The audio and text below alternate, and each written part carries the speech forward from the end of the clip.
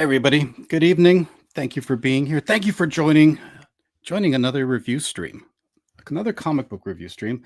I hope we have a lot of comic book fans checking this out. Lurkers in the chat. I don't see you, but I see you counted. You are seen. This is going to be something special because we have an impeccable creator here, a man that stands tall above men, a creator's creator, an artist. So we're talking about Kenneth Rocafort's Groken 3 tonight. Yeah. It's a special project. We've talked about the first two issues, guys. So go check out those reviews if you can. I've had really great panels for them too. We've got a great panel here tonight as well. So I hope you guys are ready. Hope you're ready to enjoy yourselves and sit back and relax. Who do we have in the chat? We've got, this is Cynic. Cynic says he is first and probably last. Now, Cynic, don't put yourself down. You're not last. We're all first in some small way. You too, my friend. You too. You can always be first. We've got Snuggy. He says Rocafort is the GOAT. That's right. Rocaforce. Hopefully Rocaforce is out in force tonight. I did notify some of the members of Rocaforce, and let's see if they come out and give a showing, show a little support. We've got Foil Variant. I believe this is Spencer. So good to see you in the chat. Thank you very much for joining. And Caffeinated Wolf. So those are the people willing to be seen. He says, "Let's go." All right, Caffeinated Wolf. We'll take your suggestion. Let's go and bring you right onto the panel. Say hello. Hey, how's it going, Well Red? Thank you so much for having me back. I am so thrilled to be here. I'm always happy to be here on your review channel.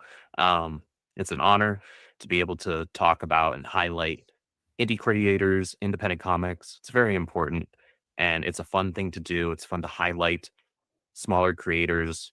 But this one's a little special for me because I'm a big fan of the creator that we're talking about. Yeah, aren't we all? I mean, how could you not be a Kenneth Rocafort fan if you're in the indie comic scene?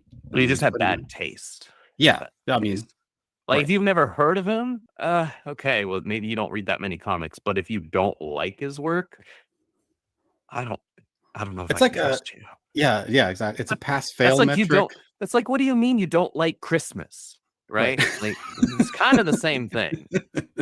Well, let's see. Let's not fluff the interview. Come on, or the review. We're trying to be objective here. You know, I will remain intellectually honest. Yeah, we're gonna give some credit. That is my brand.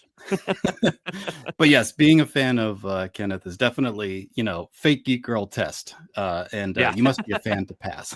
No, I'm a real geek girl. Good. All right, let's bring on another real geek girl. Hopefully he doesn't mind that intro too much. We got the Iron Sage, a geek girl's geek girl. Right. The manliest of geek girls. We're already having fun here. This is what this is about. You got the beard, so you pass as official geek girl. In some circles, yes. Exactly. Well, welcome. Thank you, Daniel. Not operating out of my basement. Good to be here. Yeah. Thanks, guys. We had a third reviewer planned, but I think it's going to stay intimate, just the two and me. So hopefully that means we're going to be forced to actually talk instead of sitting here and let everybody else doing all the work. Yeah. Oh, I don't know. I'm going to deal with that. I don't know. That's called being a host. Is that what I've been doing this whole time, all these years? I've been faking it. Thought I'd make it one day. I know. It's time to make it. This is your time to shine, man. It's all you. All right. Or it's at least like a third you. A third. Exactly. It's not the official real me in the flesh, but some part of me. All right. Take some of the pressure off. That's what we're here for. We don't need that.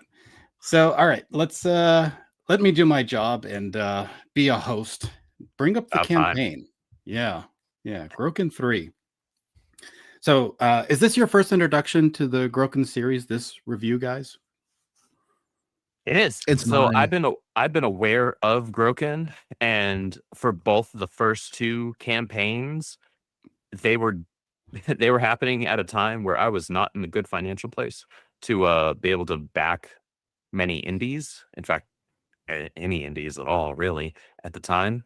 And so I just wasn't able to do it. But I remember seeing a post by Kenneth and being like, what Kenneth's got a creator-owned project now, because this was kind of in a boom of creator-owned projects at the time when the first Groken popped off.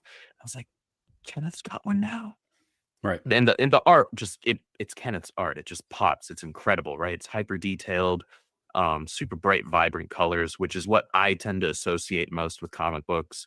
I like darker colors and stuff like that in pockets where they're appropriate, but I love bright, vibrant colors in my comic books. And when I saw Groken, I was like, man, there is going to be a day where I'm going to be getting and reading these books, because I'm a big fan of the artist, and the designs are just out of this world.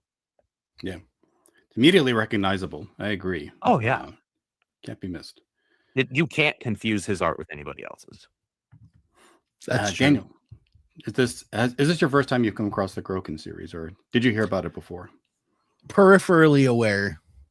I've seen the series talked about before, but I was sort of too busy to really give it more attention than, ooh, that looks neat.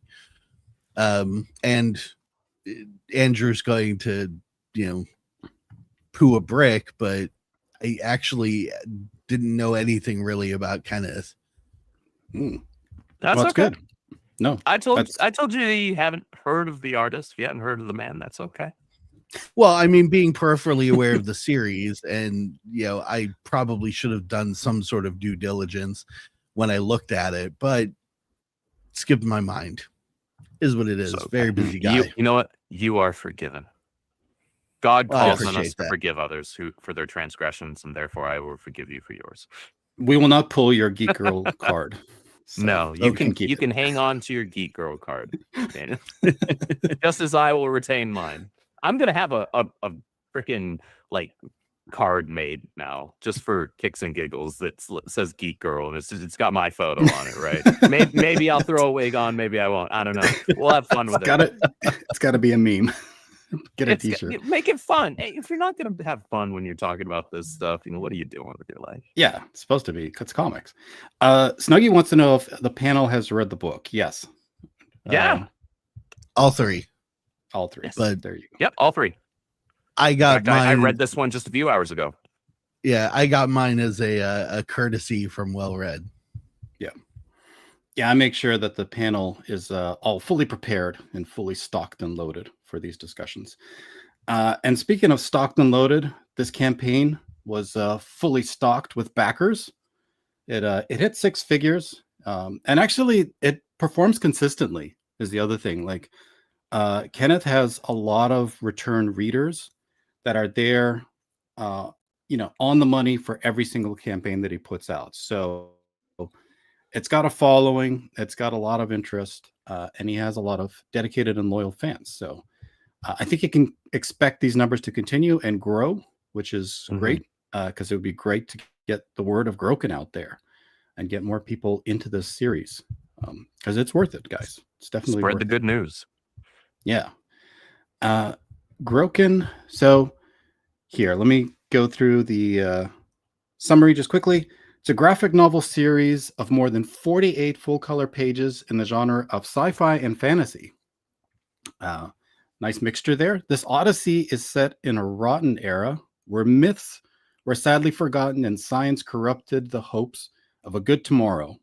A singular theory makes the regiment shudder, and the system fears that the secret will be revealed and that the right to the crown will be claimed by the myth, a creature who bears the name of Groken. Groken, born as a beast, forged as a man. It leaves a lot to the imagination, that little description there. How do you guys feel? Daniel, I'll go with you. Did it cover fairly accurately what you experienced with Groken 3, or would you like to narrow it down a little bit and give us a little pseudo summary of the story? Well, I read all three issues that you gave me, so I've got the whole story up to now. Yes and no. The synopsis covers everything that is definitely in the story. I have further thoughts on that, but I think I'll save that for when we get into the story itself. But as far as a blurb, as we call it in the book publishing biz, it's solid. Mm-hmm. Andrew, would you like to give me a little pseudo synopsis of Groken 3? What did you think in the Oh story? gosh, the story. So I actually didn't know what to really expect going in, other than high expectations for the quality of art when it came to Groken. And just like Daniel, I read issues 1 through 3, and I read issues 1 and 2 yesterday, and I read issue 3 today, a few hours before the stream. In fact, I read it like an hour before my own stream that just ended, um, just to make sure it was like fresh in my mind. Give us a plug. What stream do you do? Oh, I do a weekly new comic book review stream over on the Foil Variant YouTube channel with my buddy Spencer, who is the editor-in-chief over Bounding Into Comics. And we like to brand it as intellectually honest comic book talk. If there are books that we didn't like, we will tell you. If there are books that we really liked, we will tell you. We don't make any two bones about who wrote it or who drew it. If the book is good, the book is good. And if the book is bad, the book is bad. Whether if it was written by somebody that we normally like, but they wrote a bad book, we're going to tell you. If it's written by somebody we normally don't like, but it was good, we will tell you. That's intellectual honesty, being able to call balls and strikes as they come. And that's Agreed. something that we pride ourselves on. You should not make quality judgments based on whether or not you like the person. That's actually a fallacy to do that. So Seconded.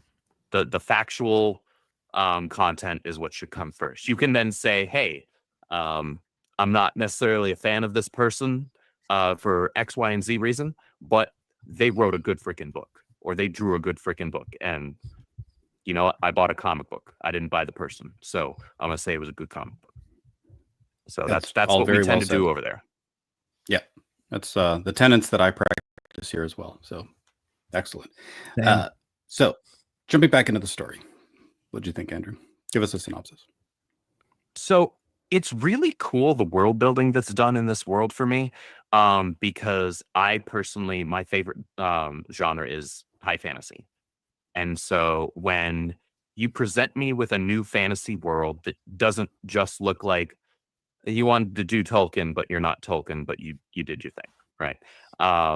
Because I grew up with Tolkien. I read The Hobbit when I was 8, and I read the trilogy immediately afterwards.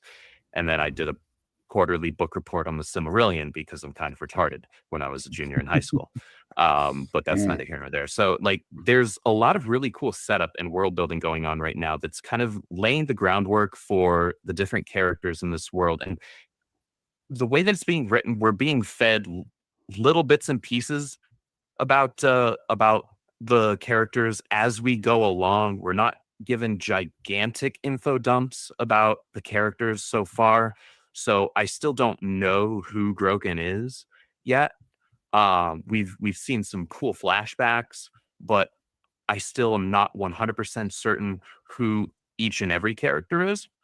That being said, the world building is really cool, such that I'm invested in the world, and the designs for everything are just ridiculously cool. They're Kenneth Rocafort art. I mean, I don't really know what you want outside of that when it comes to Kenneth's art. His artistic ability is pretty crazy in terms of how detailed it is, and he's smart to pair it with bright, vibrant colors in this book, because like, his art is so detailed that actually, if it was done in a more like dark fantasy tone, you'd actually lose a lot of the art because of just how detailed it is, and it would actually be a disservice to the art, which would be unfortunate. But it seems like over the course of these first 3 issues, we've gotten a slow buildup of what Groken is capable of as a being, but not necessarily so much like who he is yet or what he is yet. Just that he's this. We've had ancillary comments from other characters hinting towards that he's this like mythical being, but we don't know yet what exactly that means, what that entails, what all encompasses that. We just know that we've seen him do some really cool stuff that looks incredibly cool because it's Kenneth's art. Um, but I'm still waiting and hoping that in issue 4, maybe we get some more like character work as to like, all right, now let's actually flesh out like who is Groken. I don't even need to necessarily know yet what is Groken. I want to know who he is beyond just like he's this mythical being and warrior and can do a bunch of cool stuff. And that's all fine and fun. But I'm a character writer and I'm a character reader. I get invested in things because the characters, I want cool world building. And the world building, like I said, is really interesting in this book, in this series so far. But I do ultimately want to know the characters. The characters are what are ultimately going to elevate it for me as much as anything possibly could. So actually, that's an interesting comment about the focus on the world building and not necessarily making it character focused. You can assume that that's done with the intent, because we know that There are the writers that do that creator is with intent. capable. Absolutely. I wanted to ask about the Silmarillion. Am I saying that correctly? Because I can never get it right. Silmarillion. Silmarillion. That's world building focused for the most part, correct? For almost every chapter.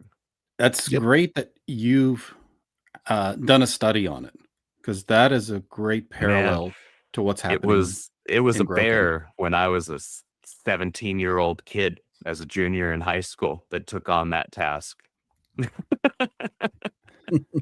So where do you That draw was brutal. parallels? Where do you draw parallels between that book and the work here? I think I would draw parallels mostly at the most basic part, which is that it is absolutely world building and overall narrative focus as opposed to character focus. There are, and I hope that like the Silmarillion, there will be more chapters in future issues like Groken 4 and so forth that end up being more character focused. Like maybe in Groken 4 or 5 or whatever, we have each chapter is focused more on a specific character and it actually really dives into those characters. I want to know who these characters are because they all have really cool designs.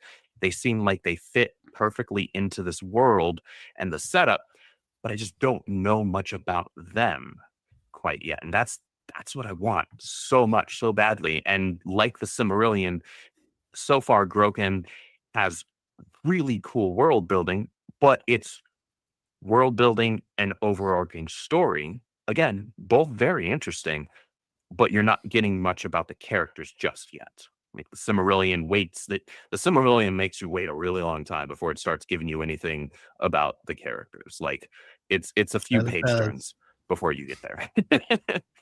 You got to turn a couple of pages to get there. And so I'm familiar enough with that style that I'm like, okay, so right now we're doing world building, we're doing some overarching world story stuff, narrative stuff. When's the character stuff? Because for me, that for some people, the overarching story is the meat, right? And the characters are the spice. For me, the characters are the meat. What's your I take, want the Daniel? characters. As a reader of both comics and novels all of my life, I agree with Andrew. By this, I mean, the art is great. I'm not going to contest that. But by this point, almost 150 pages through, 48 page per book. I would have expected to know more about the characters by this point. And that for at least the third issue kind of started where I started to lose interest a little bit. The world build through book 1 and book 2 kept me interested. Genuine Comics question is actually relevant to what I'm saying here. If the art wasn't at this level, I don't know that I would have been able to hold interest at this point by the third book. Probably the first, maybe into the second, just because I'm a curious cat like that. But third book, I was expecting to get more. understanding of who these people are. And there is a reason for it. I think Kenneth could probably attest to this. It's just an assumption on my part. The language that the characters use is a bit repetitive and on the nose, so it kind of takes up some chat bubble space, some dialogue space that could have probably better been served with more character detail as they're having conversations.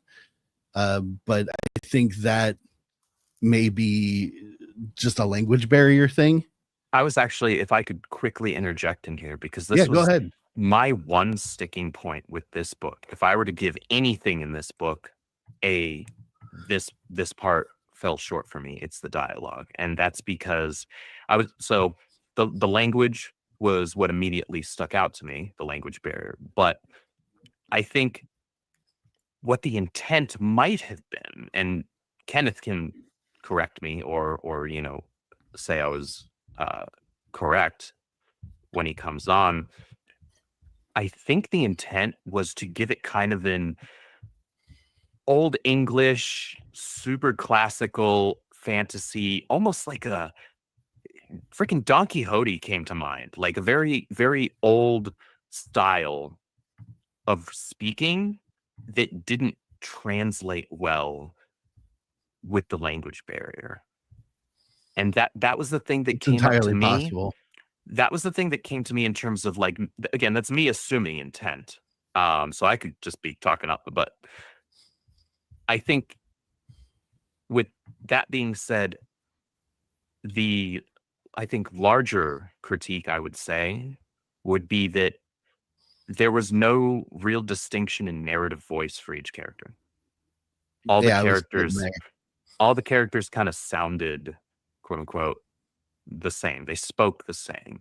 But that's really my main thing that I had a strong, like, critique thought on when it came to the book, because everything else I was so invested in, but the dialogue, and that might have also impacted me getting to know the characters and understand the characters better, because you Yes. learn a lot about characters by how they speak, right? And Right. so if all the characters speak in the same narrative voice, you're not giving your reader any differentiation to work off with in terms of, like, well, who is this character? How do they normally speak? And then that's also how you establish character relationships, because characters will speak sometimes, or oftentimes even, differently with one person compared to another, Right. right? I don't Yeah. speak with my mother the same way I speak with my buddies that I hang out with, that I stream with, right? She'd slap me. Right? So, True. but that's And how you the establish that kind of thing. the reason I made that assumption and I brought it up is because I, as many of you know, I edit books and I Mhm. edit comic books, and much of that is dealing with the dialogue and the narrative words that are on the page. Now, I do this for people who don't speak English as a first language as well. Worked, unfortunately, alongside localization teams, and they make me want to tear my eyeballs out. But specifically with the Japanese is where I see this a lot. Trying to translate the actual literal intent of a Japanese sentence into English changes the way that the entire context of what's being said is relayed. And Well, that's where the you have to purpose be, of localization comes in, yeah, right? but you have to be extremely sensitive to that as an English speaker and someone who understands the syntax of Japanese language to be able to convey that well. Mhm. So my assumption here with the Groken comic books is the English language barrier translated differently, and specifically in multiple points throughout all three books where a character would be saying something about their surroundings and then be like, oh, and by the way, or I don't know that I told you, or just so you know, I've done this. It just kind of feels like it was jammed in there, and I don't think that was kind of its intent. It's just the way that the translation worked out. Yeah, but it does take away from your ability to really connect with any of these characters. Interesting takes, guys. I want to ask though, so you are still invested in the world building, and is the intent perhaps that you invest so much and you're desiring so much of the characterization to come out from the story that at some point you just start to manifest your own ideas of what these characters are, and maybe that's the real intent, the real experiment here. Maybe I can't recall any instance of me reading a story like that. But then again, I tend to read things that are very character focused for the most part. Um, so I honestly couldn't say if that was the intent. That'd be a question for Kenneth. Hmm. I'm Yeah, just curious. And if that's Yeah. the case, I without would love to hear that and understand the thought process there, because again, the world building, I'm invested in the world building. I like the setup, I like the setting, but I want to know more about who these characters are at their core, their personalities. generally speaking, readers are are interested in finding out about a world, but they're interested in doing so by feeling like they're running alongside the characters. They're part of the pack. Mhm. That's what brings reader investment on a general level.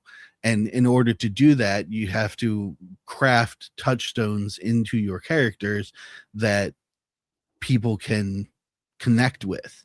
That means you have to convey aspects of those characters openly for them to attach themselves to, so that they feel like they're in there, in the secret library, Mhm.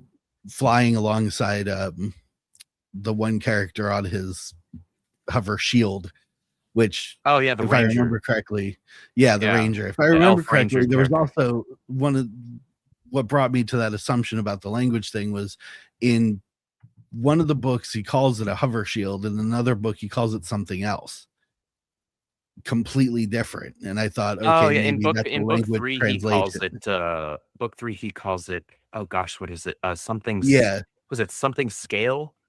yeah, something like that. So that's one of the reasons I thought maybe the language translation, went wrong. um but anyways, getting back on target here, you can't really, like, people try, and sometimes it works to a certain extent, but you can't really write an entire story about a world and just the world itself. There, you have to populate it with beings of some kind, and those beings are what drive people to connect and want to exist in that world with them. Like, yeah, imagine J.K. Rowling wrote an entire book just about Hogwarts, but didn't tell you anything about the kids that lived in it. Would Right. Harry Potter actually be a I good wouldn't be story? nearly as big of a Harry Potter fan. Right. So it's necessary. I don't know that it's impossible, but I think that it's extremely difficult. So, what are the seeds that you're being given here? Explain to me what this amorphous kind of world building, journey is actually like for you guys as you're reading through the Groken series, and how does 3 distinguish itself from the others? Go ahead, Andrew. So it was bugging me that I couldn't remember what it was called by the ranger in the third book, and so I flipped through it to find it's about halfway, a little more than halfway through, almost 2/3 the way. It's a moonflake hover, Yeah, um, that. which I think is a way cooler name than just a hover shield. Yeah, Like it that's just pretty caught my rad. attention because it was established in, I believe, the first book. Yeah, I think it was in book 1 that it's He referred to calls as it a a hover hover shield. shield. Yeah. Yeah. And because the story is fantasy through the lens of science, because everything is fantastical in its design and appearance, but it's science that created it, I was like, okay, that makes sense. And then he calls it something that sounds super magical, and I was like, wait, what? Yeah, it was definitely a stark contrast in terms of what it was called, but I will say, Moonflake hover sounds way more rad to me. I'm It here does. for that. I'm like, oh, that's a cool name. And I like you when it was called that. I was like, was it called that last time it was named? And then I flipped Right. back to the other book and I was like, no, it was not. But I like this name better. So sorry, well, Red, repeat your question. No. I was honed in on the Elf Ranger and his cool hover thing. Yeah. Yep. Moonflake is a pretty cool name. I like That's that too. really actually. cool. Like Yeah. that's super high fantasy. Now I'm stuck on it. What was my question? I'm all here for that. Tell me about the seeds that are actually, that you're hooked to as you read So- through this experience of an amorphous world building book. Yeah, so what I think what's really got me hooked is the thing that actually we've so far seen, unfortunately, the least of right now, but it still has me hooked, which is this the whole deal with the child dragon that was born into being a human or humanoid, right? That was saved by Enzo. Was it Enzo? I think it's Enzo. Yeah, I think so. Yeah. Yeah, the dude that's locked up in the prison. We'll call it Mordor because I don't remember the name of the prison. Candle I something. think I think that setup, and especially that one flashback that he does it was in book 2, where he goes through those events of like, they're supposed to be aiding this dragon queen against this kind of apparition that's this like corrupted abomination of like a dragon mixed with science and stuff and darkness, and like all of that, like that had me like, oh, this is my kind of stuff right here. Like I'm here for this. And seeing the betrayal that happened there, and it's like, oh man, like I want more, like lean more into this. I want more of like what happened after this. Like I want to know what happened. How did Enzo end up in jail? And like, is he end up gonna end? Because he also drops the line of like the dragon child wound up being like his wife or whatever, Yep. right? And so it's like, well, tell me more. I want to know more. That's cool. I'm here for this.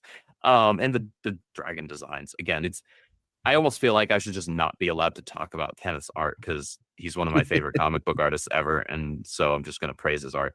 But the designs for the dragons were really cool because he was mixing a lot of different things, and that bit about, in order to save the dragons, they had to have this one born as kind of a human, right? In order to save any bit of the dragons, because they were all getting, destroyed or corrupted or whatnot. And that's super intriguing.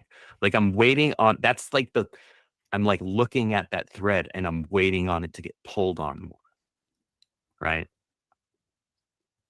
Because that for me, I'm like, ooh, that's really cool. Because I mean, I've read a ton of fantasy stories, especially fantasy stories involving dragons, because dragons are cool. And so, I'm used to like, oh, a dragon egg was saved, and now either this dragon is going to end up, growing up and saving the realm and saving the other dragons, or that dragon, is saved by a human, and then that human becomes their dragon rider, and blah, like that stuff that's been done a bazillion times before, right? But I'm here for it because I love it, right? It can be a trope and it can still be fun, right? As long as it's executed well.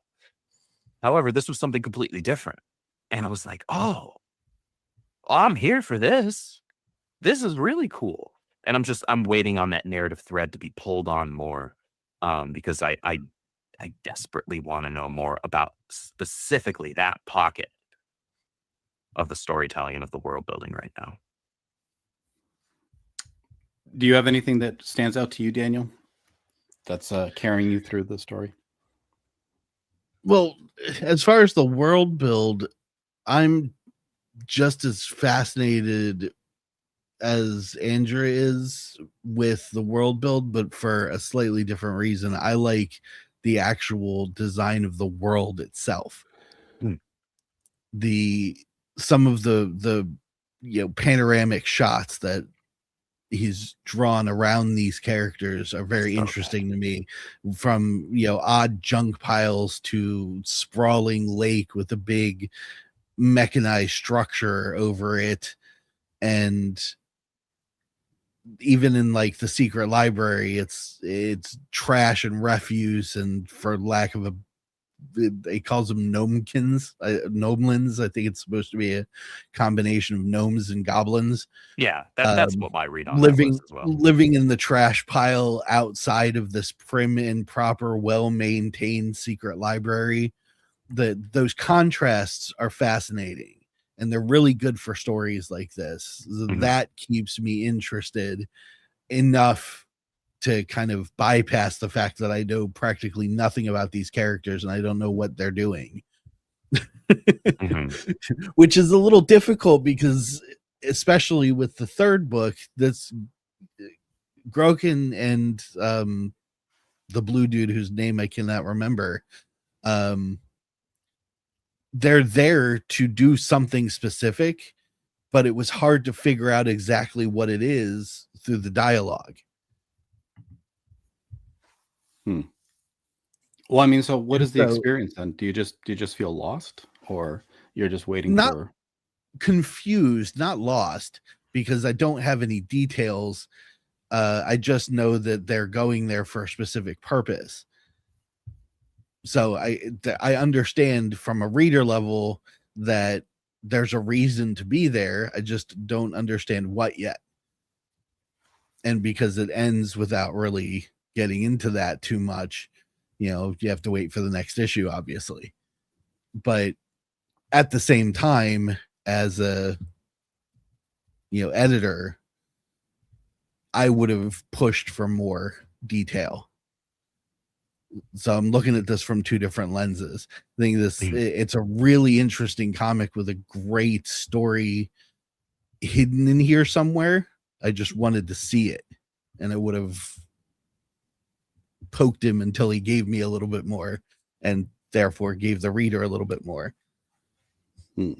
I think this comic is a really good example of the art telling the story, because you could actually remove a lot of the dialogue, even most of the dialogue, and you could have a pretty similar grasp on the overarching story. You can see what's happening in the page. The layouts of the panels very clearly show you what's going on in the scene. It's where we lose the stuff with the character work is, again, it goes back to the dialogue, where we're not understanding enough about how these people interact with each other, who these people really are. Like, I understand the world building. I understand these people are chasing these people. This person's getting involved because they've got an ulterior motive. This person's coming in and they're going to be a pain in the butt later on. I can tell already because they look sus as heck. That type of stuff we can all gather just from the art alone. And so Kenneth is very clearly a great visual storyteller. I want more from the dialogue for the characters that give me more about them as people, them as individuals. And I think especially having somebody that can like really encourage more differentiation in narrative voice. And that would be tricky because there's the language barrier there. And in order to bridge the gap between intent in one language and understanding in another language, you have to have somebody that can link those things. That's very tricky to do. I'm gonna have to disagree with you. I think removing the dialogue that's already there, I would have been lost. Other than the very obvious combat situations, I wouldn't have a darn clue. What's the thing on his hand? Why are they all looking at it? Why is he weak right now? It's an important thing on his hand. Yeah, but It's a thing of then significance. We going to don't. the secret library, why are they going to the secret library? I have no context at that point. Well, we don't So yet it's know what just that like, is with the dialogue. yeah, we get a general idea of the context. We just don't have detail. But you take the general idea away, and it's just like, okay, now they're going somewhere. Now they're in a trash pile getting attacked by short people in cloaks. Now there's a thing on the ceiling and they're talking underneath it, and then in the next panel they're running away from it. Obviously it's a horror, but without the dialogue at all, I think I'd be more lost. It's almost like a visceral Okay. experience by what you're describing. It's like they're reacting to situations, but you're just not privy to what are the motivations and what are the actual circumstances. Yep.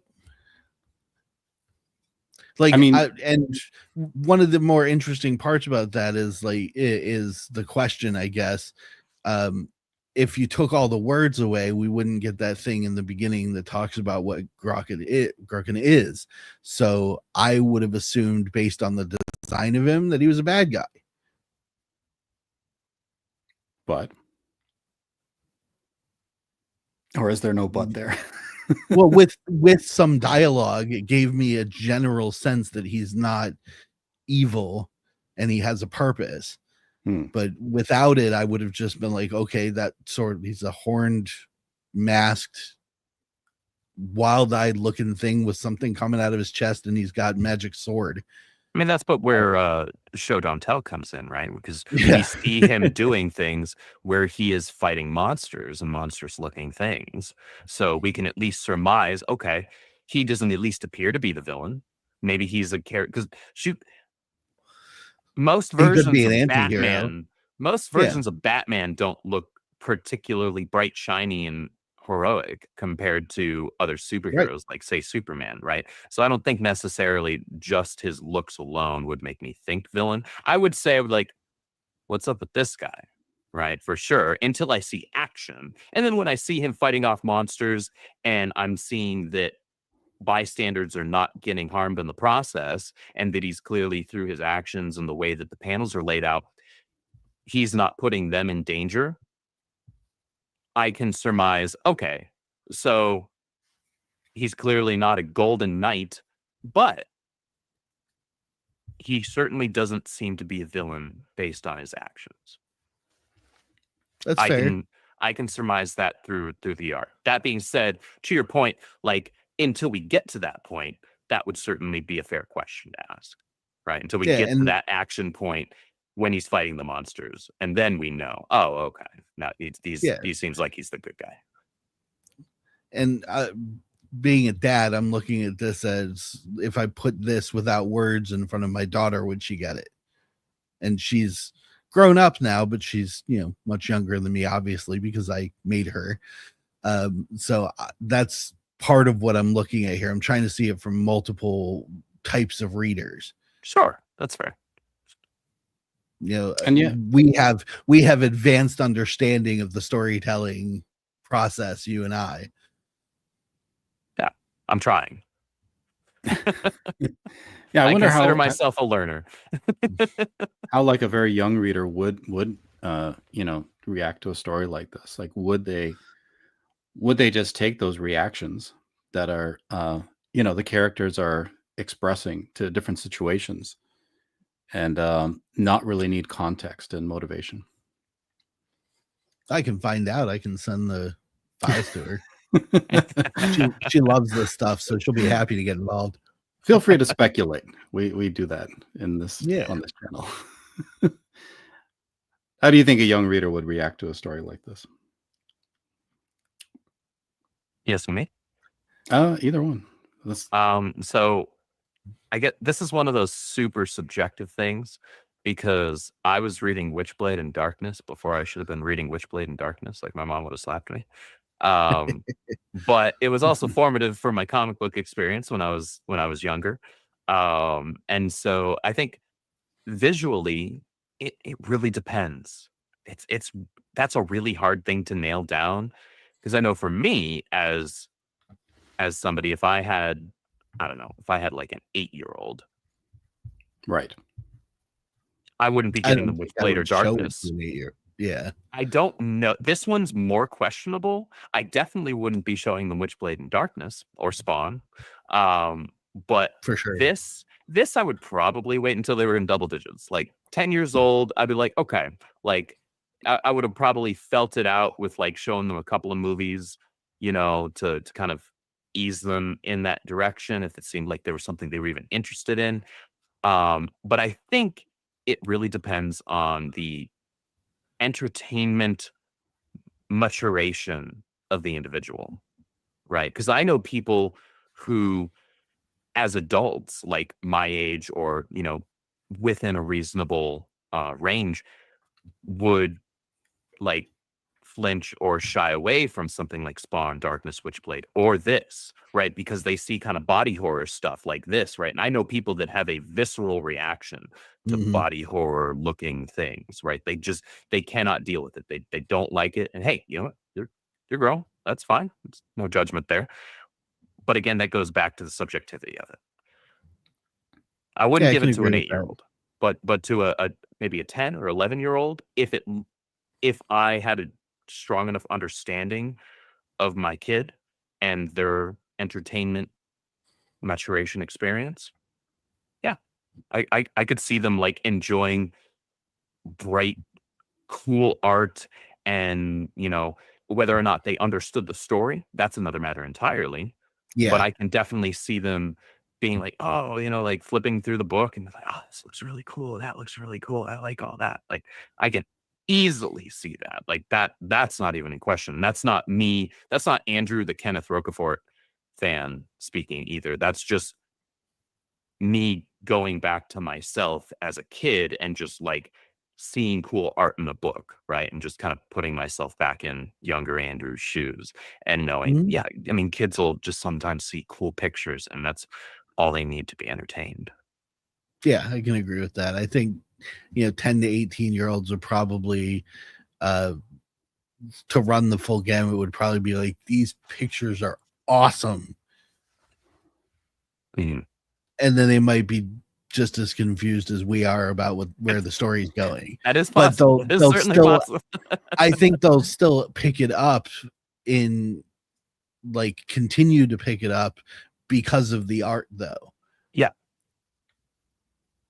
Yeah, That's definitely. sort of the key here. It's visceral, it's vibrant, and it's engaging enough that a young reader would just be like, these characters are cool looking, these monsters are freaking crazy, these background, like these places that they're going are really cool looking, and that could be enough to sustain. I mean, that's the reason why most people picked up the first handful of dozen issues of Spawn, right? It wasn't Mhm. because of the narrative depth, Right. or same thing with when McFarlane was on Spider-Man, the adjective list Spider-Man, where it was just like they were getting it not because of how crazy detailed the story was or anything like that. Not that it was necessarily bad. It was just like they were getting it because of the art, right? And then you kind of can grow from there, certainly.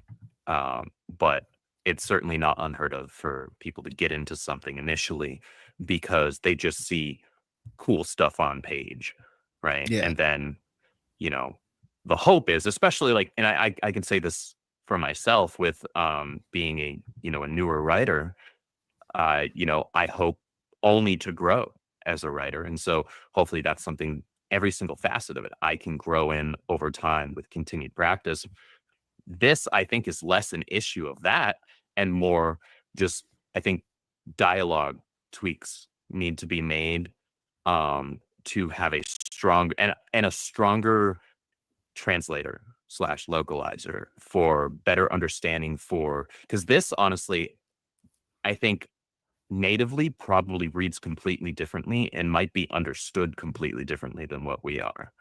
I pretty much can I'd guarantee it. almost, yeah, I'd almost bet folding money on that, right? So I think a stronger localizer slash translator that could actually bridge that gap. I think that would give a clearer picture, and then add in the stuff that's like character focused.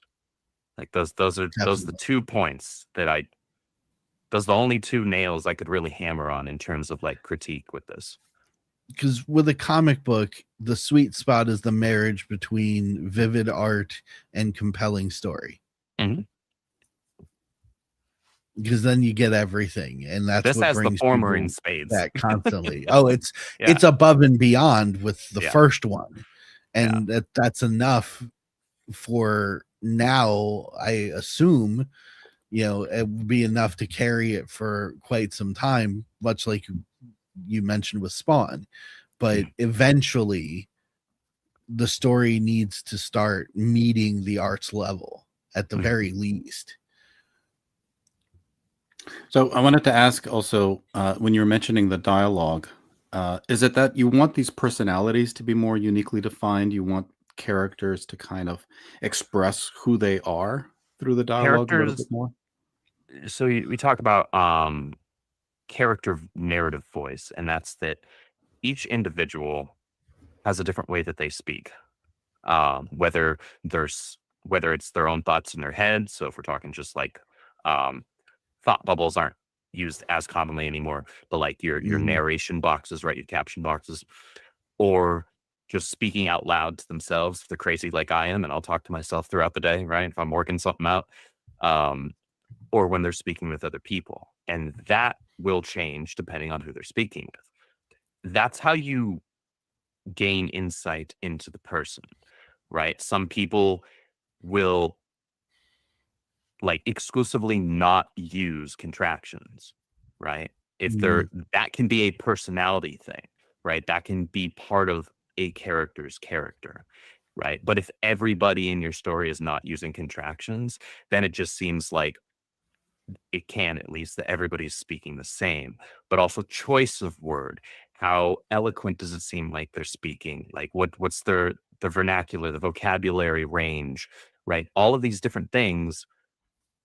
How emotional do they sound when they're speaking? Because different depending on your word usage, and that can be combined with the art as well in terms of like facial expressions, things like that, hand gestures.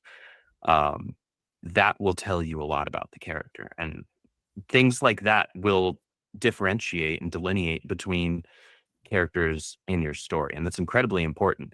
It's so in comics, I don't want to say you can get away with it because you really can't. You still don't want all your characters to sound the same, but the reader has the benefit of seeing where the tail of the dialogue bubble is going towards, right? Like we know who's speaking, but the trick is if I were to remove the pictures, and if all this dialogue was just in a novel, prose, right?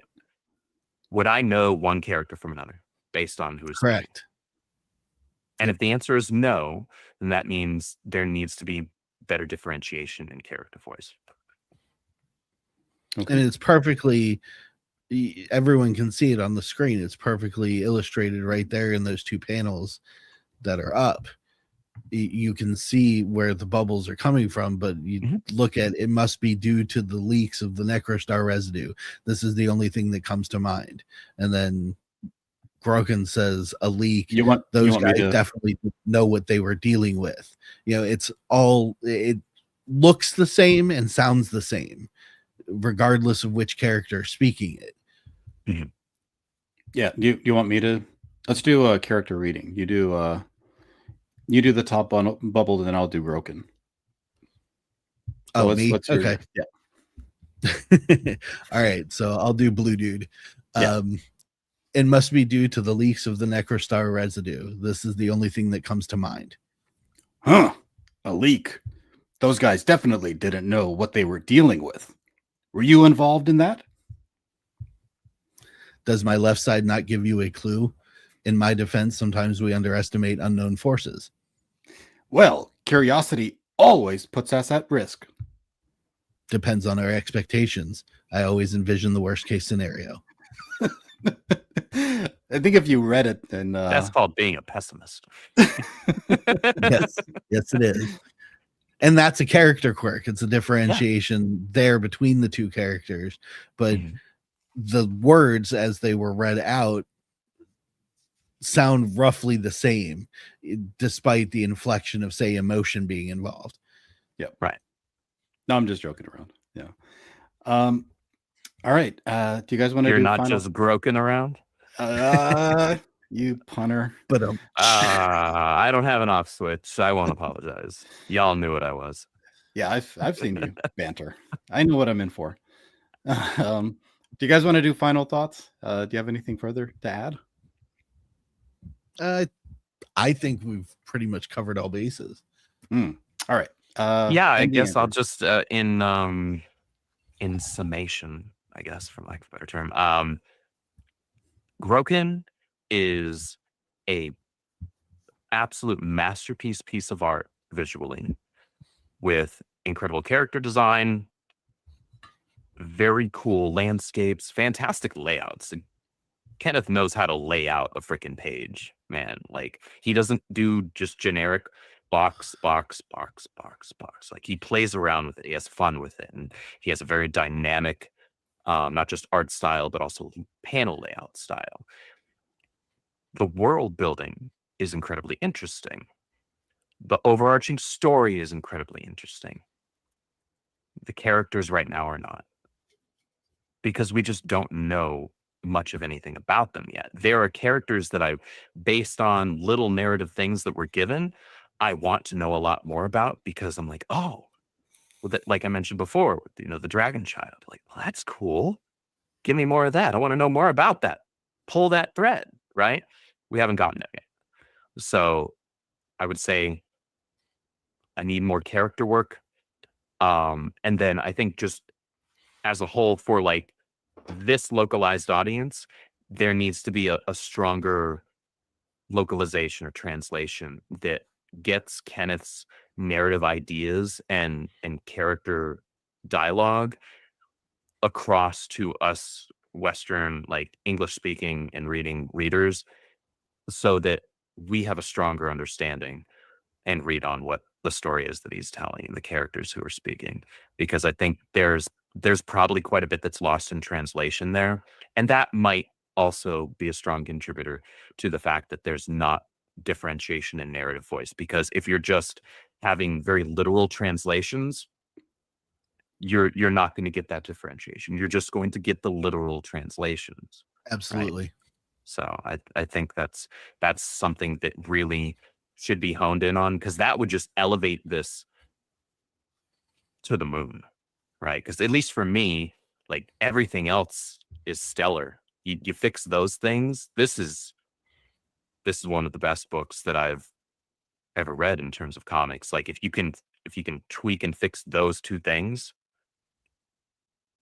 this would be one of the most fun fantasy comics that I've ever had the pleasure to look at and read. It's already really cool to look at and fun to look at, but I'm a character guy. I want more of the characters. Daniel In P. summary, what he said. You're phoning it in, Daniel. Plagiarizing. All right, guys. Not thanks a lot. plagiarizing, because I'm giving credit where credit is due. Fine. Patrick says he likes the dialogue, so there you go, guys. Teach their own. Entertainment is subjective. That's okay. Cool. You had a different read of it than we did. That is entirely okay. All right. Well, we have the master here with us to ask further Set questions us all straight. and set you all straight. I'd love to get into his career a little bit, and man, all the projects he's worked on in the past. So much to talk about. I'm gonna try and not fanboy, I promise. The legend, Kenneth Rocafort. Hi guys, how are we doing? Hello. Thank you for having me here. Thank you very for much. being here, sir. Yeah, it's Great to have talk you. to you. Do I need to play defensive or offensive? Let's play friend fences. Yeah. No friend fences. No. Yeah, just no kidding. offense is necessary. No offense is necessary. I don't We're all mind if comic you book play fans here. offense. I'm cool. So much hostility, Daniel. Tell me. could No, I'll, Daniel, I love the enthusiastic voice of Dr. Ignacio Gore. Yeah, your reading was You need to impeccable. more efforts, please, next time. You got to down a Red Bull like I am right now, Oh. Daniel. Then you'll be there. That's what it It's is. almost midnight here, guys. Give me a break. I'm gonna pay for it in the morning, but it's worth it. Well, So- Yeah. you'll be okay. Probably. Yeah, I'm ready. No mercy with me. Well, Bring it. no mercy. So let's go back to the beginning, Kenneth. it. Yeah. When did you get your start in comics? How long have you been working in the Oh. industry? I started with Victory was inside was a pin-up and some pages similar than Groken stuff I did. Was for Image Comic. No, but before that I worked from UK and ComX Comics, the one who made Bazooka Jules, those series. And Cajules. then I moved to Top Cow in Image stuff. Mhm. Yep, that was my beginnings. But before that, I did indie stuff also. Mm. Oh, so you had very humble beginnings then, working your way up. But by illustration, I was scientific illustrator. Also, I worked in theater. That helped Oh, me a wow. lot with character designs, dialogue, how express the characters. Yes, don't judge me for my accent. I have no knowledge Never. about a lot of things. And yeah, No, his accent is very nice, actually. I'm sure the ladies in the chat, are quite fond of it. So hello, ladies. no worries there. Yeah. Well, it's interesting. So a lot of character design focused career work, and then you learned how to do sequential storytelling, I guess, in Top Cow. That's where your career progressed. Yes, for the American industry of comics, yes, Top Cow. That was funny because when I talked with the editor there, that was perfect. We was looking for you, and we don't know how contact you, and that was an easy start. And I don't. Marcy Brazil was a nice person. Was one of my best boss in the industry, and he told me, "Hey, Kenneth, you don't need to emulate us. Do your stuff. Do your weird panels, and bring that to the table, to the company." I'm really Nice. happy for that. I know was like a student for Silvestri, like a copycat, or he didn't was my mentor, but with all the respect, like a work in the industry. Yeah, I like that because your style is very easy to pick out of a lineup of artists. It's really hard to confuse your style with anybody else's, whether it's your panel layouts or your character designs or just your line work. Which is, I'm glad that that's something that was encouraged. Like, hey, keep doing your thing. Like, lean into your style. Like, you don't need to just be Mark Silvestri, clone B, or Jim Lee, clone X, right? Like, Yeah. do you? We have influence, obviously, because Oh, of we course, do yeah. the comic like American way, but I like also a lot of European Mhm. comic books. Yeah, I started really early in comics. Not for age, not about the movement. Mhm. A lot of years of knowledge there. And and this comic of Groken, like to be not only the artist, I work with a lot of writers, a lot of editors Mhm. on my career, and have the opportunity to do something by myself. It's something like I encourage to everyone. You have the moment, do your stuff. It's nice have a project for other companies, but if you can separate that time, do it. Be proud of your project, and yeah, love hear critics, and that's courage more than the still progressing in your project for the next issue. And if not, if you don't want to change your project, well, separate that note for the next project, because Groken is like a 7 issues is going to be. And also you read the 1, 2, and 3, but it's a prelude story the minis 1 and 2 that give more information. If you're a little lost, it's because you didn't do assignment well. Mhm. I'll take my Yes. licks. Yes. Fair enough. Fair enough. No, it's my critic. Like editor, you need some notes in the prelude of the story. And also, I noticed it's not about defense myself, but in the issue 2, in the page preview than the last page, they say why Groken is in that mission of issue 3.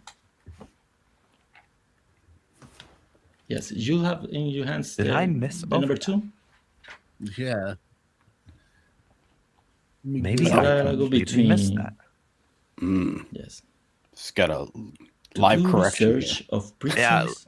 Kenneth is about to make their us all look locations. silly live. We need Yes. AI. We're gonna feed the Groken story to Grok, and it's gonna tell us the answers. Yeah, they mention, to say paraphrase the things, is going to look for prisons and locations. Hey, John. Okay. Welcome. Okay. Ignacio Gore said, "Do you think he's still alive?" And they're talking about Enzo. Oh, so okay, so he's searching for Enzo. Yes, the prison. Okay. He's specifically searching for. Okay. Yes, they're going to do a research. Okay. That's why they're going to the library. Does this change This isn't dialogue. the context now for you guys? What do you think? It didn't click. It's in black and white. Interesting. Well, It yes, certainly adds more. the- It adds more the- character motivation, that's for sure. And Yeah, direct. Yeah, the thing now that is- I understand it does, but it didn't click. And I'm looking back at the pages leading up to it. He's the questionnaire, and then he asks about Stella, and then Who I hope's coming back. Ask- She's coming back. yeah, Right? and then asks about using Yes, the old. the tunnel to next get issue is to the going to be library. more revelation stuff and Okay. return like a. She's cool. She's really cool. I need more her. I don't say she's going to be in the next issue. By the way, I never Yeah, say so- who is good and who is bad in the True. story. That's true. So you write this story though with this approach of like you want to define the world and not focus so But hard really, on is Groken? You characterizations. saw the world reference to Groken in his journey. There is more things, but I don't want to cover that.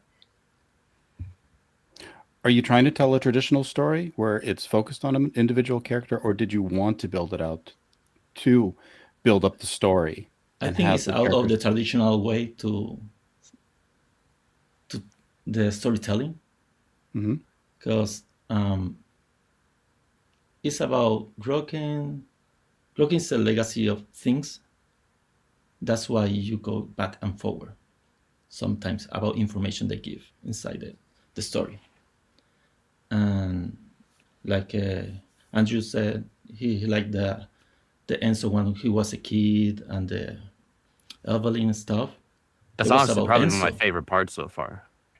I really enjoy drawing, and that was one of the things I really want to put in the story, like people understand what happened.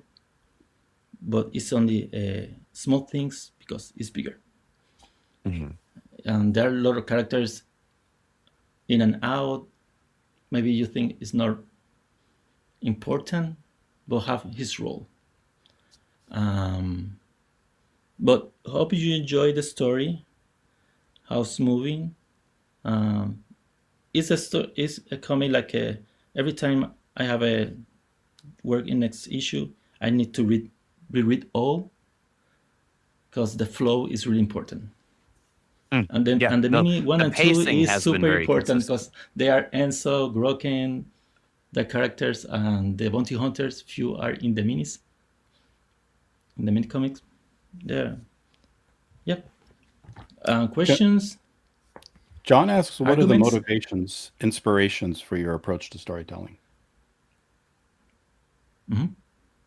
John, he asks, what are the motivations and inspirations for your approach to storytelling? I have things in my idea, imagination. That's the approach. You need to be out of reference, because if you attach of trendy stuff, you're doing the same thing that other can do. Be more unique.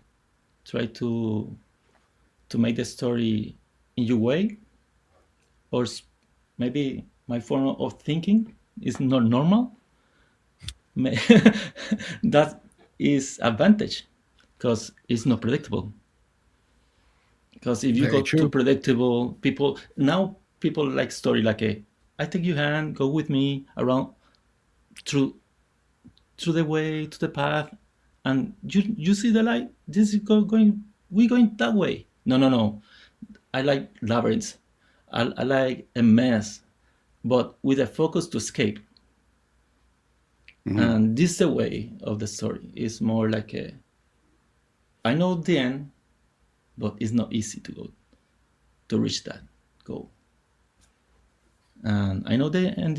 I can tell you the end of the story. No, I'm going to tell you, but I know. No, I don't want a spoiler. I don't want spoilers.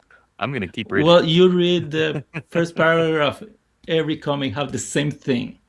But by the way, it's not about per issue. It's about the whole story. Mhm. It's around 7 issues. By the way, I'm going to in the future do the minis remaster for people who have access, and do other notes in them and expand the story. What thing I need to cover for your satisfaction? Let me think. Yep, I think the world building is not exactly the focus. I have a lot of imagination to create stuff. No, not because I work like a design. I design a lot of things for different companies, Mhm. but the things visual I create is because it's necessary for the path of the character. It's not for because I have a page, I need to cover a page with something. No, all the things are necessary. And that's So good, because you, otherwise you just kind of have fluff. You just have fat that can be cut off there, and it's important to minimize that. Yeah, so sometimes I look the book as my role like an editor in the book. I say, oh, this panel need to be a splash page, but no, I don't have that. My count of pages is too small for cover of the story. Mhm. That's why it's not a lot of splash pages, and I run the story in the way like it's satisfied to the things I need to cover, to the point. And yes, what more I can say? so you view the entire series as kind of a whole. Like you want everybody to see the maze once the maze is complete. But as people are walking through the maze, they might be thinking, "Oh, which direction am I going here? Am I going left, right, in a circle? What exactly? Where exactly is this taking me?" But you probably have the journey mapped out, and you just want people to see the entirety of it. Yes, I mean when it's a labyrinth, is their character like maybe distract you for a moment. You say, why that character is there? Like a Gennaro at the beginning, Danis, the crazy guy in the town. Like you need to Uh-huh. find that character in the first issue, and then it's used by Madame Machiavella with the tracker. Those characters grow inside the story. Like we every time, every day we interact with people. We don't know if we see next time, right? similar like this story. They have characters like sometimes you never saw again. Sometimes you say you saw again the person. But the thing is, when I write this title Groken, a lot of things have a meaning. You only need to wait a little to that thing grow, that character grow, and yes, the next issue is going to return kind of the first issue, but it's only one story. Only it's divided by chapters. Every issue have 3, 4 chapters, and yeah, that will be same way because it's a story completely. I only divide. I can do the ongoing series, but not. Don't worry, it's only around 7 issues. That'd be quite. I want to elaborate. work in other projects also. Yeah. Do you have any intention or desire to do like one-off, like one-shots of some of the side characters that clearly have lore behind them that you probably have written in your head or that's implied in the story so far? Like do another comic with that character, or just you mentioned, or inside? Yeah, the like comic? just for example, doing just a one-shot that's just a single issue graphic novel of say. No, it's not going to be like X-Men and stuff. Like everyone to have an issue. No. Okay. I want more Stella. Yes, I like Stella. Her spear is cool as heck. No, every character have potential to have his own title, but now we focus on Groken because those characters interact with Groken. That's why they are there. Mhm. Not because I want to spotlight, do the spotlight to one character and use it in the future. But yes, a lot of characters have potential to have their own. Every character, also in the canteen, I have from one of the character, I have 2 mini series, no, 1 mini series of like 3 issues, write it already. And kind of, I can say Nice. yes to you, Andrew. It's yes, but not now. And he's a character like only talk like 2 balloons, so one moment, but have his own story about his armor and all the stuff. Okay.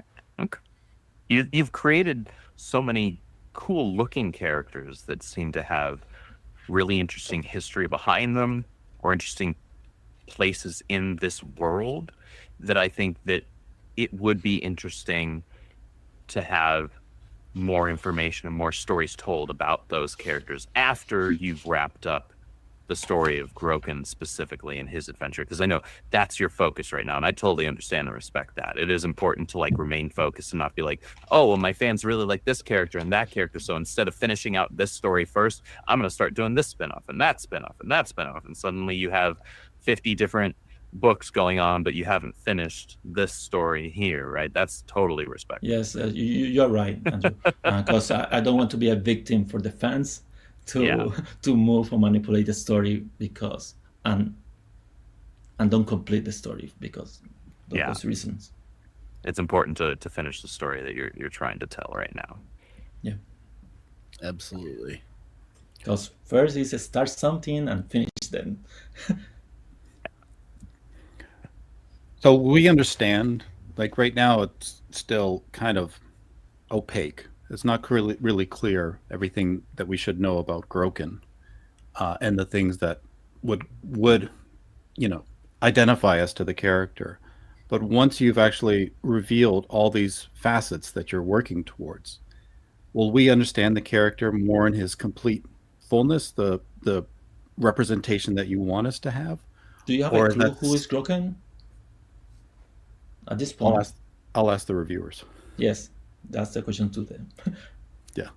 Daniel, do you have a clue of who is Groken? Sorry, say that again. You have a clue of who is Groken? Of what is? I do. I don't want to say it because Say it. Don't be shy. He's going on the offense now. No, I mean, I don't judge. I don't judge I don't if it's wanna- wrong or right. I don't want to explode Andrew's mind if I'm right, because I kind of have a left field idea. Dude, Maybe I'm you here are for it. afraid to Do be it. right. Do it. You're afraid to be right.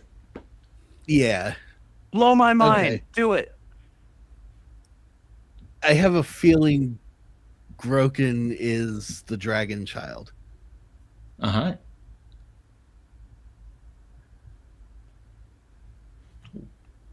Good reader. Patrick That's thinks one of the Groken. two. It's one of the two options that I had come to in my noggin. What is the options? The other being that Groken was actually the dragon woman, and the reason why we just can't The tell dragon is what? because of the armor.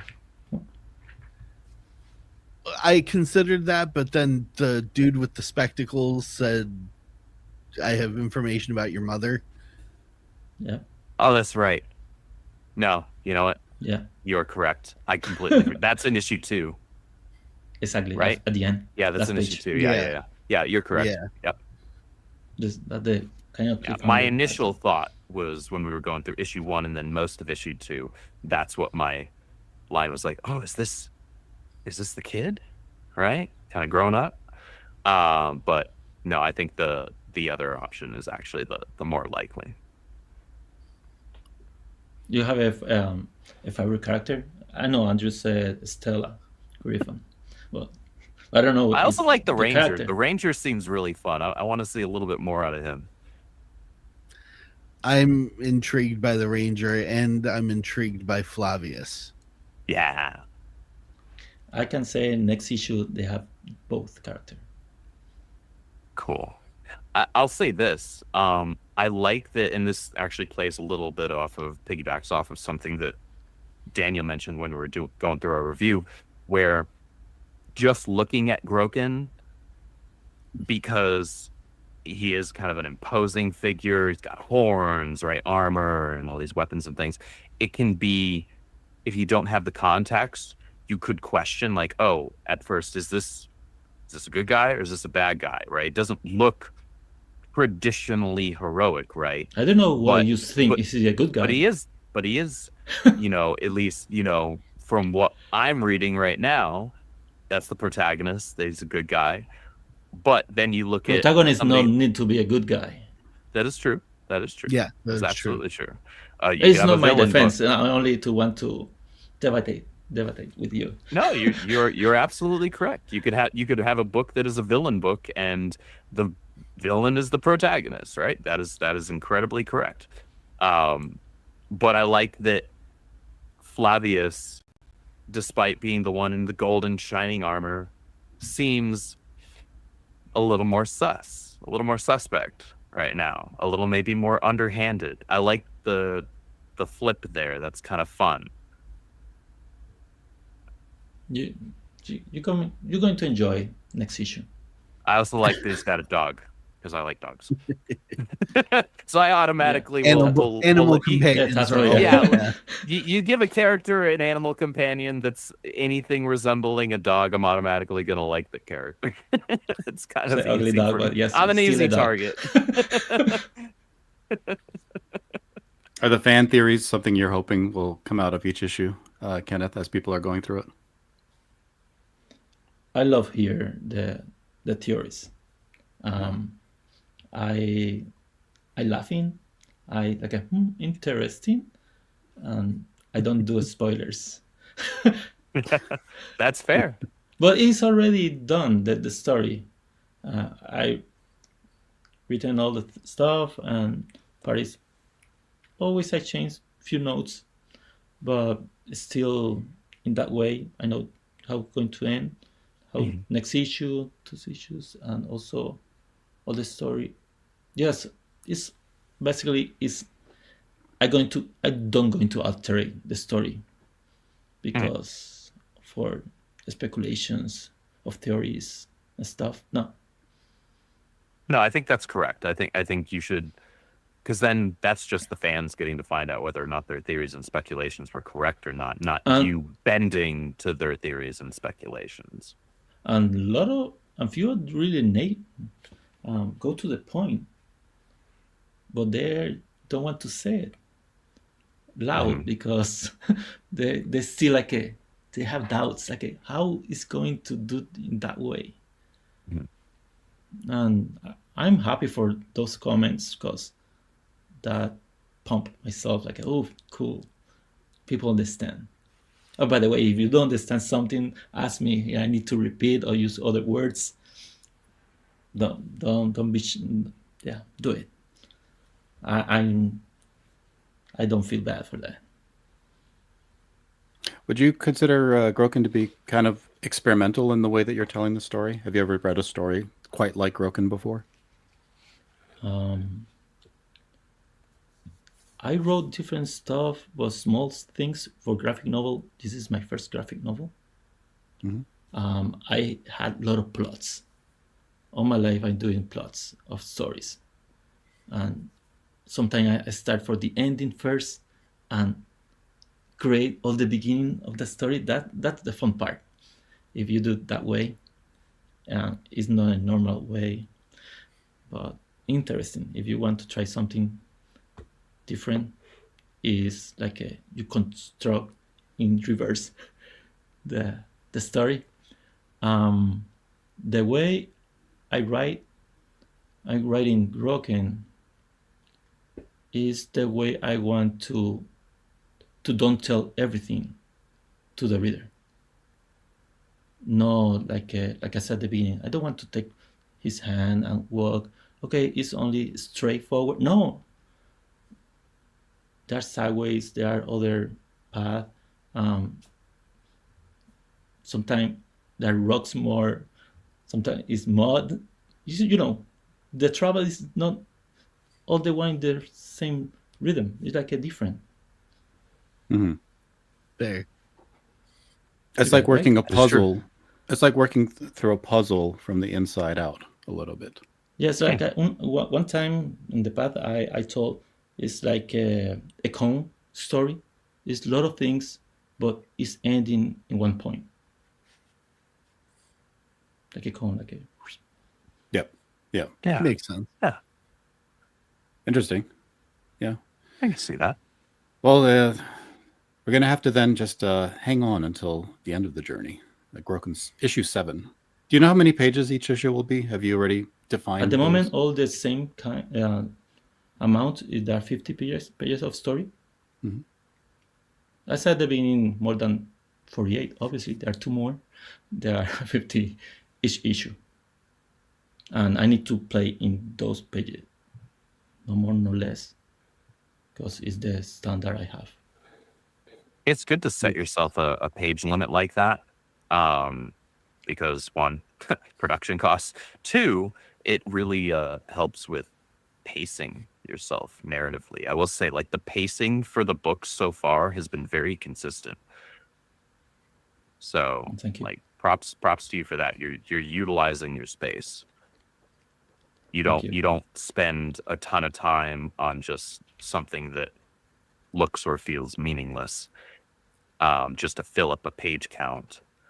And in the same way, it doesn't feel like something ends so abruptly that it's like, maybe they could have cut back a little bit here to make sure the story actually felt like not necessarily complete, because this is a 7-part at least thing, but to where it doesn't seem like there's a weird break at the end. No, and it's Right. not easy. Like you mentioned. No, it's not. It's It's really not. restrictions. Yeah. Is it okay if we ask about what's happening with Groken 4 and Indiegogo? You had this note that you sent out to all the backers. Yes, them an update. I tried to put the campaign, but things happen, and Right. there is the message I give in the newsletter.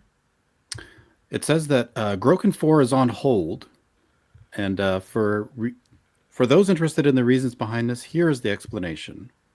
Indiegogo is a crowdfunding platform and it's undergone some changes. Yeah, there's been a lot of mixed Big changes reaction. recently. Yeah, people don't know how to take it. I don't know. So, other than interface, are there like policy changes as well at Indiegogo that have been hampering people? I think, but that was not the matter of my situation. Hmm. I want you. I want you to know that all the information for the Groken 4 campaign was verified and approved by Indiegogo before the changes.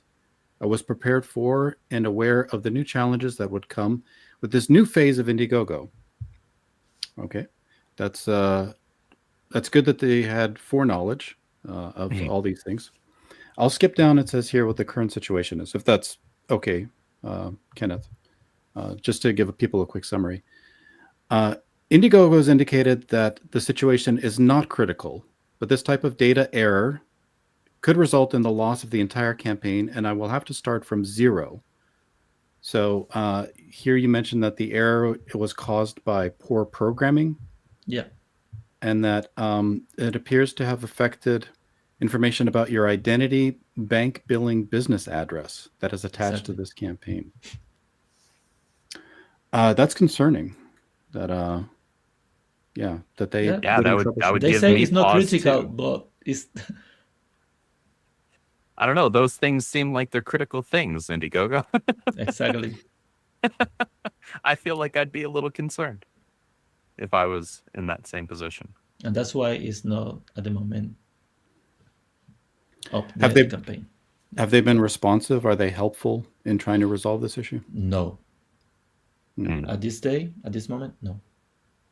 Have They you said they're considered working on, looking at other platforms if Indiegogo doesn't figure it out, obviously, but at the like moment Kickstarter or is something like I'm going to announce something maybe in the future if I Okay. do another option. Well, fortunately, Fair there enough. are a lot of other options. Yeah, I think the indie crowdfund scene has grown, and of course, there is Kickstarter, Fund My Comic, and Ripasend, which I don't know. I don't know how that would handle for crowdfunds. I think that's mainly for books that are completed. But yeah, I mean, Andrew could speak to that. I don't know, but yeah, there are definitely other options. So I'm I just aware want of. to see the next book come because Mhm. it's beautiful. It's a beautiful series. I Yes. want the next one in hand. About next issue, I can say I finished writing all the 50 pages. But like a crowdfunding, um, you proceed to work on the project when it's founded. Hmm. Yeah. okay. I waiting to put the campaign and be found. Hopefully, Well, that's it's on you, the backers. yeah, people are definitely concerned. So Yeah, um, that's a wild error to have for a like bad programming for it to concern your Thank you, identity Snuggy. and bank data and stuff. That's disconcerting. Patrick says wherever Groken goes, he'll go. So I think that's probably going to be a shared sentiment. I agree with that. Well, thank you I for agree the with that. support. Yep. I know that I want a sketch tier because I miss them on every single Mm. campaign, and I'm definitely going to get it on the next one. So Nice. yeah. Well, so what is the timeline you're giving Indiegogo to resolve this issue before you decide on a different platform? As December is not a good month to launch something, Mhm. I wait completely until next year at the beginning to make a decision. Okay. Well, we'll be watching our inboxes for any updates. Snuggy confirms you got to wake up early to get that sketch tier. That's Oh, I true. bet. How many sketches did you do for Groken 3? I do 15 for the related with the characters of Groken. There are different characters. Usually, I never repeat a character, Mm.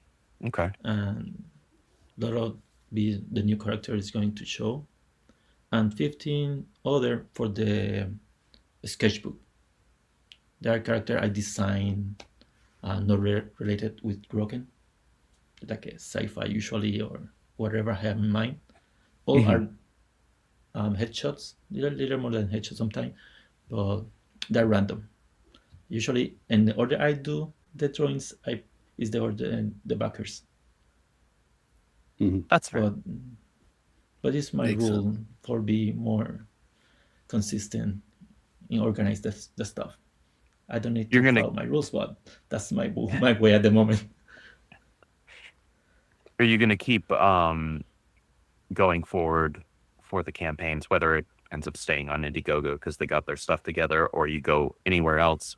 Are you going to continue to offer catch-up options so that people that jump into number 4 can grab 1, Depends 2, what and 3? the platform allow to put in the.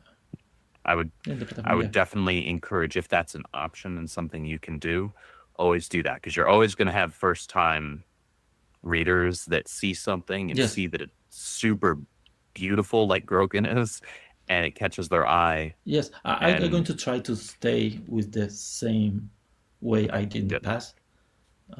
Because I would love to be able to get more copies of the first 3 issues to be able to like give to some of my other comic book friends.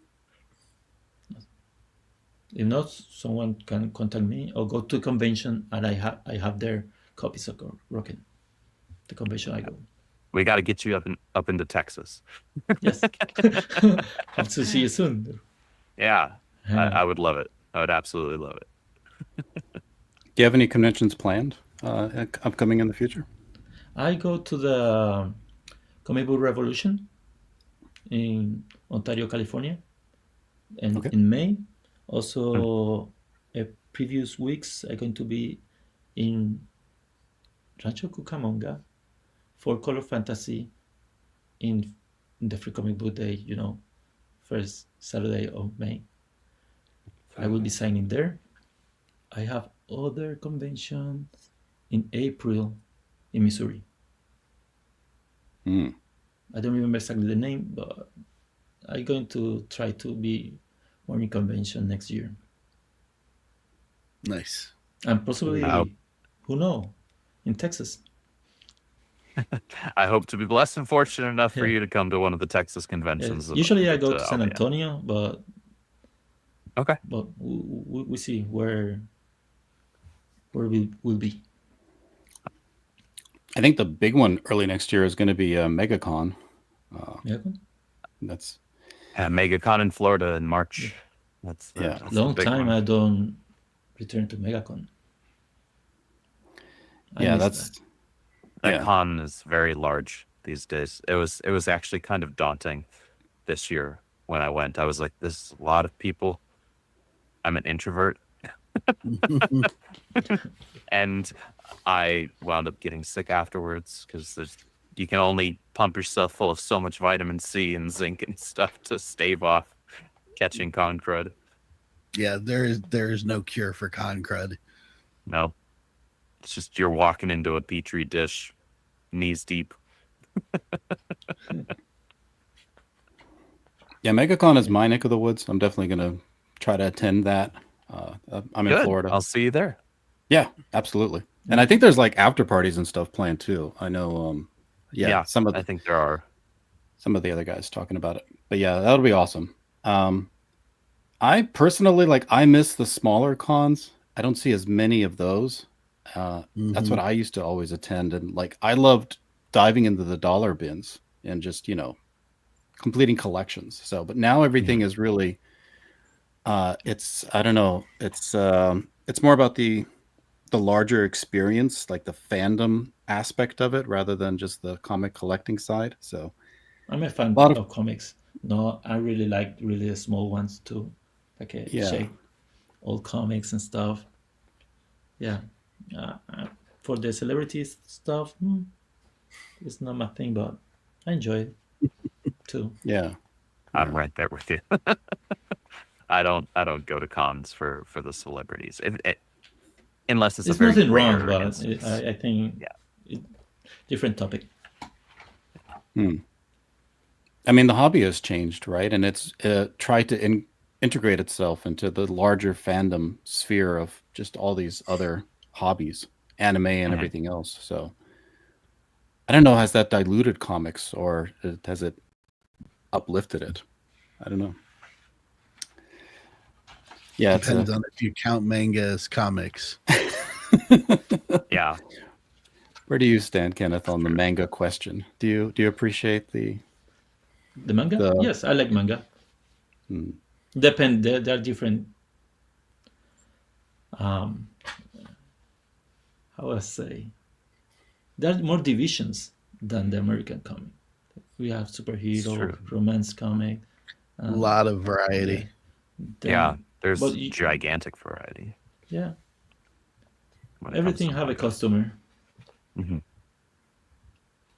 What are some of your favorite mangas? Right now, let me tell you the name of the comic. Give me 1 second. Yeah. Hey, Patrick looks for the toys. Yeah, that's the thing too. You know. Yep. Well, collectible toys, they've always been a part of the culture. Something for everyone now. I Sakamoto like finding missing Days? issues in my collection. I'm reading now the Sakamoto Days. Oh, Sakamoto Days. Okay, I know of it. I haven't read it, but I know It's of it. fun. Yeah. But yeah, I have manga in my hands really when I was in the university before they was translated to English. Mhm. The Gundam, Ranma. My sister read the Ranma ones. Yeah, I have a lot of different kind of arts in my hands. Was it mostly the visuals? I didn't read in Japanese. No worry. Yeah. Okay. I wanted to know if you're bilingual in Japanese. That'd be interesting. I recognize some words, but nothing more. Yeah. If you think my English is bad, don't try another language. I understand a little from Italian, but yeah. So someone asked for translate Groken in French. Mhm. But I said no. I need to wait a little more until it's finished. Maybe release a nice big full Yeah. collection of issues 1 through 7, and then worry about translating to other languages. Makes sense. Yeah. Have you seen a lot of people are playing around with AI on their comics and trying to animate them? So could you imagine having an AI animated version of Groken? What would that look like? Amazing. Amazing. Yeah. I don't know. Groken's amazing. Why not? It would look amazing because it's Kenneth's art. Yes, is this loyal to my art? No, It should be, yeah. Why don't do all the modeling and 3D sculpting and do all the animation in full way? That would be better. That you can edit and want exactly what it's doing and stuff. I think AI needs to progress more. Mm-hmm. Agreed. For those things, yeah. Yeah, you think so it'll probably butcher it then. It would probably butcher it then, you think? I think current AI wouldn't know what to do with how detailed his art is, honestly. Have you ever seen Frog G? Do you guys know that book? Oh, what? I know the title. No, I'm not familiar with any frogs. He's I'm forgetting his name, but he's been around the scene for a while. Smaller guy, but the way he draws is he has his frog character, but like he has a very large eye, and when he passed his through an AI, it tried to reformat everything into like a typical looking frog. Yeah, I'll show you guys because it's hard to explain, and I'm forgetting the creator's name as well. Current AI isn't quite intelligent enough to differentiate between styles and specific artistic choices and things like that, like an actual human artist would be able to. It just tries Yeah. to feed everything through Well, like the same the difference funnel. is only work with reference. It's not nothing new like you're going to Yeah. expose. Exactly. Ink Spots works on it. Jason Bascom is the creator. Okay. Yeah, Okay. he's at cons a lot too. You know, a lot of people I'm not know. familiar with that. But yeah, somebody ran his character through an AI, and it reformatted it completely. You know, because it didn't know what to do with his representation of. You know, Yeah, I could see how AI would have no idea what to do with that. yeah. I like the eyes though. I like how detailed the lighting and color differentiation is with the eyes there. That's cool. That's good. Yeah. Yeah, so I could see where Groken would, you know, the AI would not be kind. Yeah, the AI would have it would look at it. It probably just I can picture any AI like Grok or whatever just sending you a message response, be like, we don't know what to do with this. Give us something else to work with. It's too I detailed. would just say something went wrong. Right? Like error too advanced for us. Like, It's like a new toy, but unfinished. Mhm. Need to be more polished. Yep. Have you played with it at all to see what Me? it does? Yep. My nephew is working with AI in the school. They show those things to do projects and stuff. He did a comic. I said, why?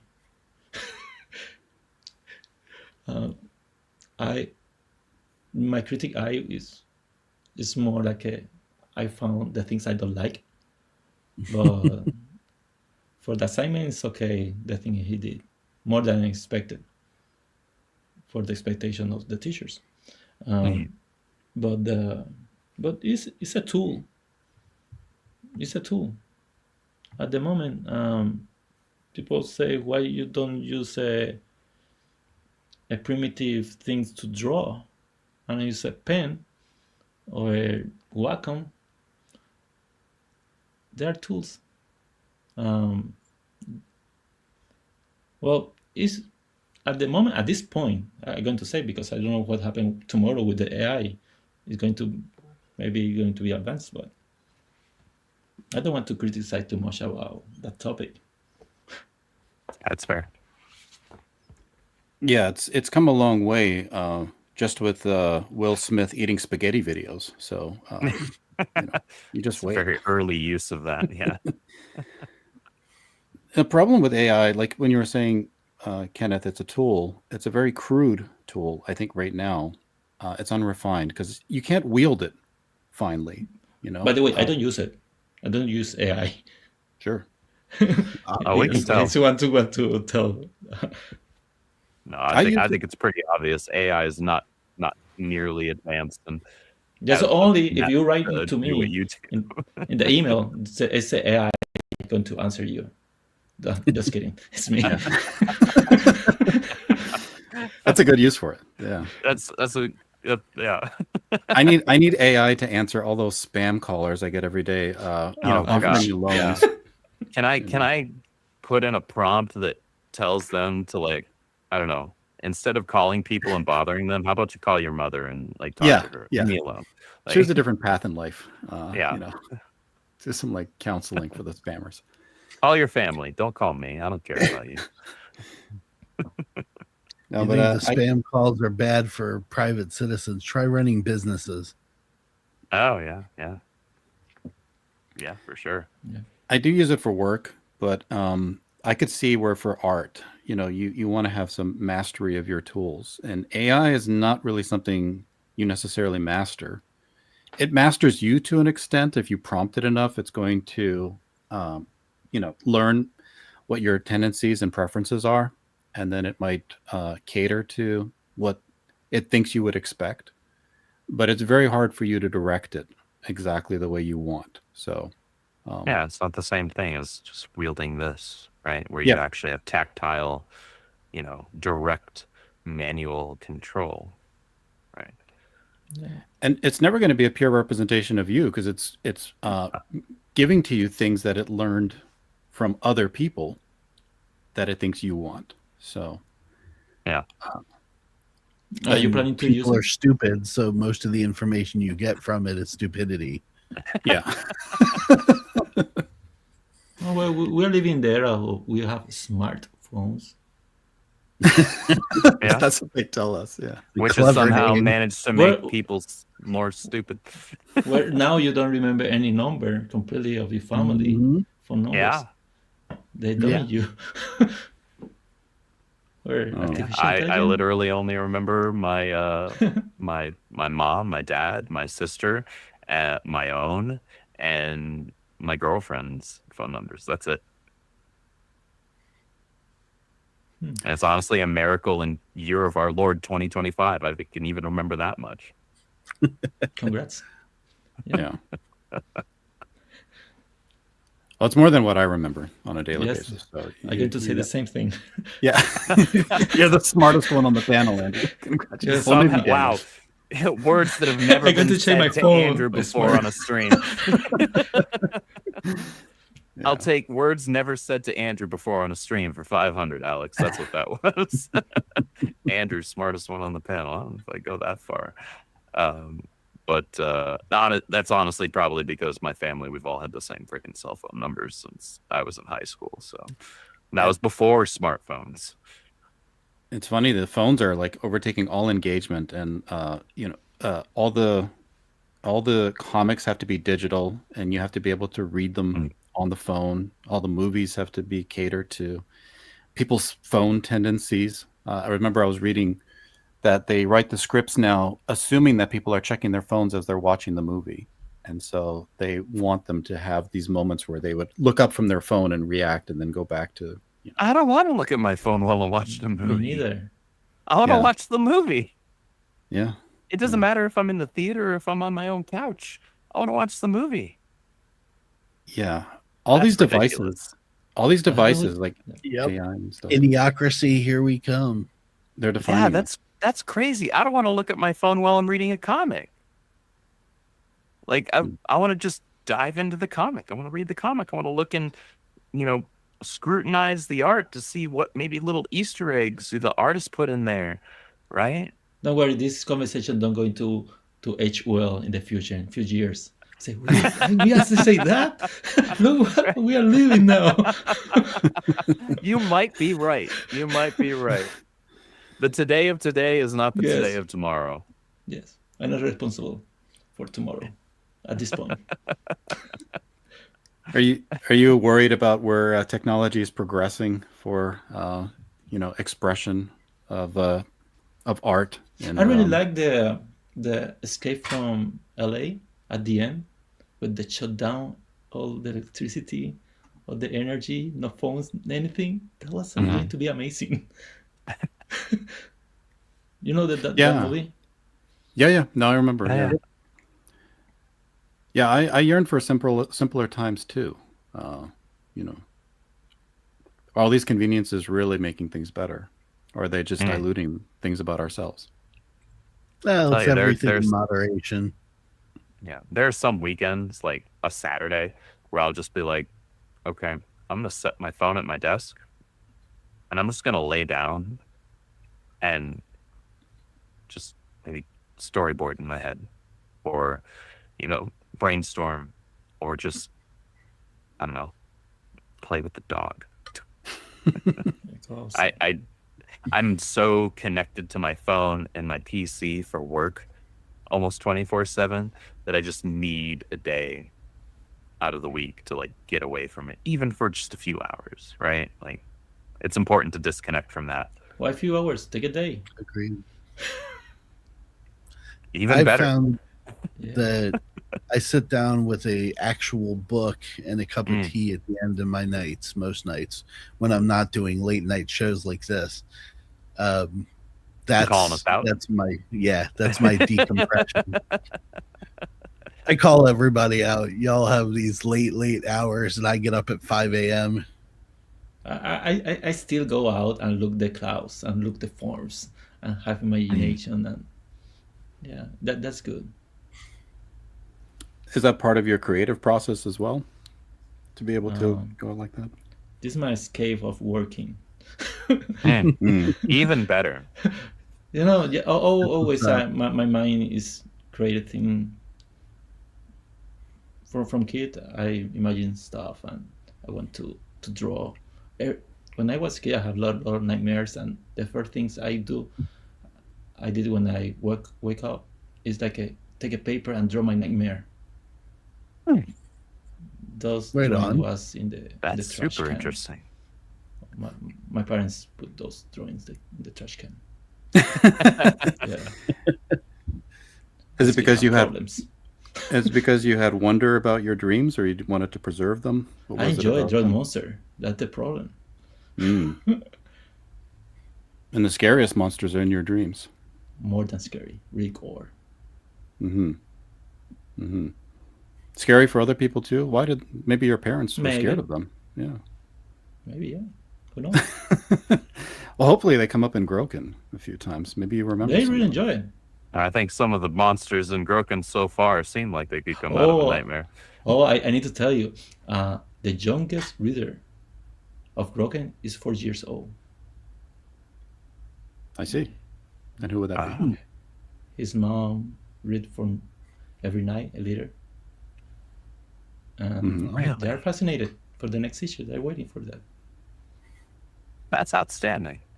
Yeah, I didn't expect that. I didn't going to recommend that book for a 4-year-old. But that's amazing. That surprised me. I wouldn't either, but that's really cool. That's really exciting. Well, Kenneth, we've been able to cover every detail of Groken. Was there any other things you'd like to share with us before we wrap up and look forward to seeing you again? Hope everyone back the next campaign. They are a lot of fun. You're going to enjoy. And thank you, really, thank you for also the review, for the comments. I'm going to take notes, maybe. I'm going to take notes. Apply, this is the other thing. Always take notes, whether or not you actually Yeah. use them at your discretion. That's true. And thank you for your time. Really. Well, thank you. Thank you for your time, sir. You are here all professionals. Thank you, Kenneth. And thank you for your amazing work and everything you've done throughout your career. So we're here, and we're going to continue watching and continue talking about it and reviewing. So, And for the people in the chat, hi, and thank you for listening to the show. we appreciate you, chat. You're the best part of every show. You're the reason why we do everything that we do. So, Indy, Andrew, Daniel P, thank you guys for your time, Thanks for having your me on. efforts, and your intellect, Always happy to be here. and your live reading of dialogue from Groken. Much appreciated, guys. So with that, please join us again. We'll call it a night, and have a good night. Thank you. Good night. Take care.